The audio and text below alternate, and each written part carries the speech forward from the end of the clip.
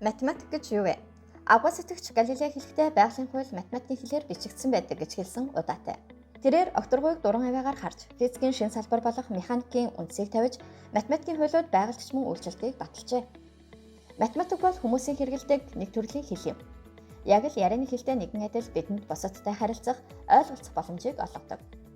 Хүн төрлөختөн үүсэн бий болж хамтран амьдарч, овог аймаг улс гүрнүүдийг байгуулан, худалдан арилжаа хийх, бүтээн байгуулах, цаг хугацаа орон зайг хэмжих зэрэг хүний гараар бүтээгдсэн авгаа бүхэн математикийн шинжлэх ухаанд суурилсан байдаг. Математик бидний эргэн тойронд хаасайгүй байдаг. Эрхэс тэнгэрээс эхлээд их нутгийн минь элсэн ширхэг хүртэл бүхэлдээ бидний ертөнц математикийн шинжлэх ухаанд хамаарна. Математик байгаагүй бол бид өөрсдийн хэдэн настай хүртэл тооцоолох аргагүй гэж бодохоор гайхалтай байгаа биз? Бурхан хүнийг бүтээж бусдыг нь инженерүүд бүтээсэн гэдэгчлэн инженер хүмүүсийн уран ухаан, уран сэтгэмжийг математикаас салгаж ойлгох аргагүй юм.